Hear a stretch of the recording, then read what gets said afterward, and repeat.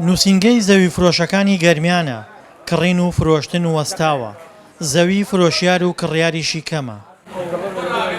پێش کۆرۆنا پارچە زەوی هەبووە بە 140,000 دلار فرۆشراوە بەڵام ئێستا نرخەکەی بۆ 90,000 دابەزیوە. وەسعی کۆرۆنا دیارە لە جیهان و لە هەرێمی کوردستانە کاریگەری خۆی هەبووە بە تایبەتی لە مەسائلی کڕین و فرۆشتن و مامەڵەکردن بە زەوی زارەوە کاریگەری خۆی هەبووە. بەڵێ ئەوەت لە دوای وەسعی کۆرۆناوە لە ئەم ناوچەی خۆمانە هەرێمی کوردستان بە تایبەتی شارەکانی سلێمانی و گەرمانوانە بازاڕی زەوی ئێستا ئەتوانین بڵێم جامدە وەستاوە نەکەس ئەتوانێ ماڵەکەی بفرۆشێ نەکەس توانێ ماڵێک بکڕێ لەبەر ئەو وەسعەیە کە دیار نییە.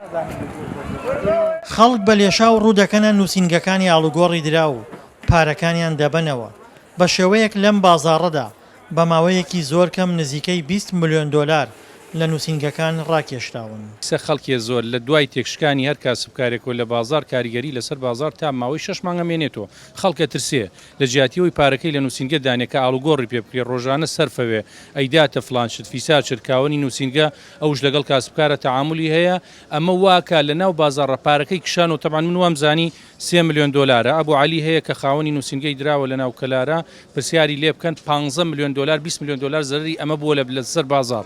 گەر لە ڕابردوودا خەڵک پارەی لە بانک و نووسینگەکان دانابێت ئەوە ئێستا هیچ جێگەیەک بەلای خەڵکەوە پارێزراو نییە بۆ هەڵگرتنی پارەکەی بەتایبەت دوای ئەوەی هەندێک خاوەن نووسینگە بە بیانووی تێکشکان پارەیەکی زۆری خەڵکیان بردووە. تۆ لەبەر لە جیاتیەوەی لە ماڵە داینە ئەیدەی دەست نووسینگەیەکی دراوە هەوە سوبێ ئەیدەی تێ بە پارە ئیشی پێەکە نمونە بە سوود بینین ئایا ناوێنن سوود لە ئیسلامی شامە ڕێپێدراو نییە یان بە شەراکەت یان ئەوەی نووسینگەکە تۆ ئەی پارێزیە بۆ خۆی ئیشی پێەکە ئەمە لە ناو بازاڕە ئاڵوگۆڕی پێکرێن پارە ئەدرێتە زەوی ئەدرێتە کاڵا ئەکرێتە چی قازانجیەیە خەڵک تێل لە ترسا کە ئەو حاڵەتە تێکەوتنەی بینیوە یەکسەری کشێنێت تۆی واتۆ بۆ ماڵ بانقێکی حکومیش نییە بمان پارێزێ من بتوانم بچم لە بانکەکە داینێم و دوو بەیانی بشمە وەریگرم. بازاڕی دوای کۆرۆنا زۆر جیاوازترە لە بازاڕی پێش ڤایرۆسەکە ترسێکی زۆر لە کڕین و فرۆشتن هەیە بێمتمانەیی سەراپایی بازاڕەکانی داپۆشیوە.